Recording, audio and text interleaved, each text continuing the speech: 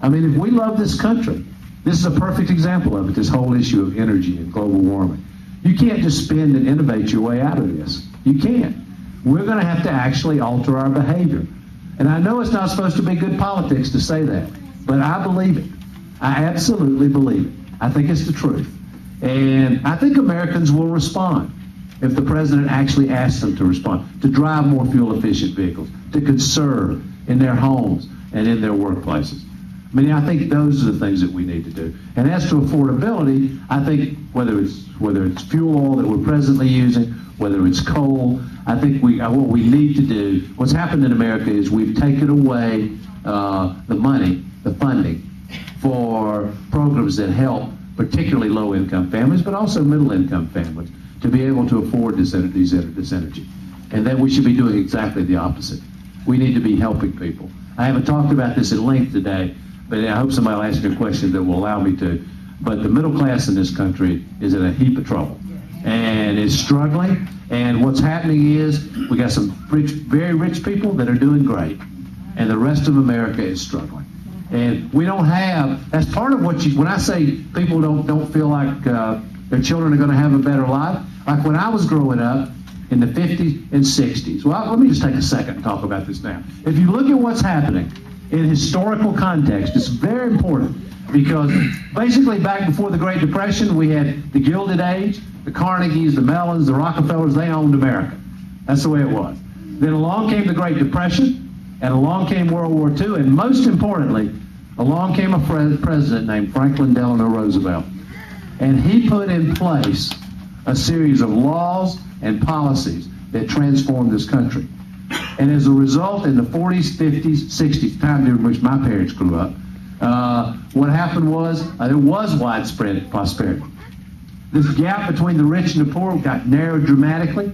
All of Americans, for the most part, were doing well. There was a reason people were optimistic, because most of America was thriving.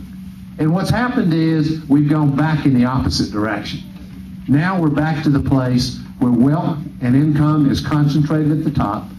Middle class, I'm telling you something, you know, middle class Americans, their wages aren't going up, but the cost of everything is going up.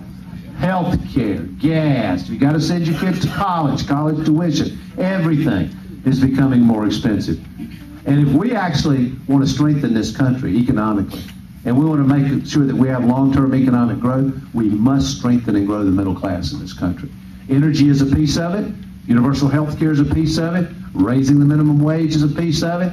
Access to good housing is a piece. They're all access to college. All those things together are what create a foundation where middle-class Americans feel safe, economically secure, and actually believe their children can have a better life. And I think that's absolutely crucial for the future of our country. This gentleman right here. I'm Dan Smith, and I'm from Hartford.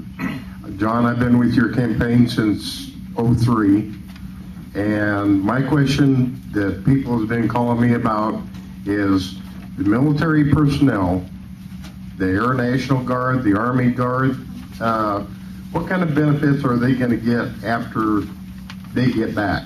Because they're pulled back before the 180 days, and they're not getting the benefits. It's just being stolen from them. Yeah, and I'm an ex-jarhead. What they're doing is can y'all hear the question? Yeah. What they're doing is they're scheduling their duty so that they come back a day or two before they become eligible for the benefits. It's all completely calculated. Here's what I think we should do. Anybody who served this country in Iraq or Afghanistan, when they come back, we ought to be looking to see if they have mental health needs. You know, about 1 out of 3 are coming back with some form of post-traumatic stress disorder or emotional issue. If they have physical health needs, brain injuries because of these explosive devices or the signature injury of this war. If they have job training needs, we need to meet those needs. If they need more education or want more education, we should provide it.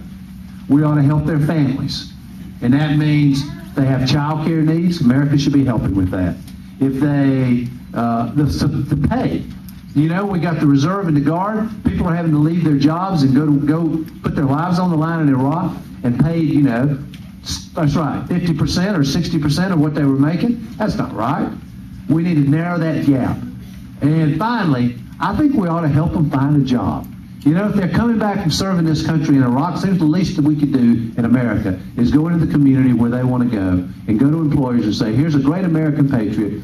We want you to help them find a good job.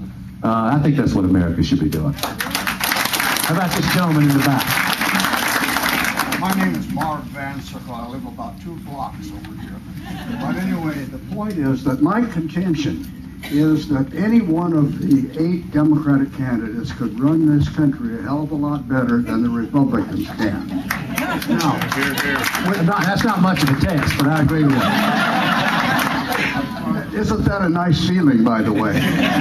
But at any rate, if that is true, then I see my role as trying to caucus for the person who is most likely to get elected in November. Hear, hear. Now, my question is, are you that person? And if you think you are, why? I'll be glad to answer that. I want to add that there's one other thing that you also should be doing as a caucus goer, and I'm going to talk to you about it at the very end tonight. But let me answer. I think what you just raised is a very important question, because this is not an exercise. This is not an intellectual exercise. We got to win, and we got to have somebody who can win. I'd say these things to you.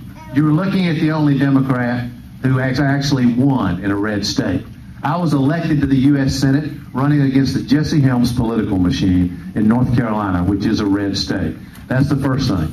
Second, if you look at the battleground states for the Electoral College, the polling that's been done in those states consistently shows that I am the strongest candidate in those places. The reason, it's not an accident. In most of those states, you know this is true here in Iowa, you have to be a Democrat can do great in Des Moines, can do great in Iowa City. The question is, how do they do out in the rural areas? In North Carolina, you cannot be elected statewide if you're not competitive in the rural areas. It's where I come from. And I am the only one that fits that bill. I mean, I grew up in small town, rural America. It is where I come from. And people feel a connection with me because of that. And what it does, that's the reason that these polls are not an accident.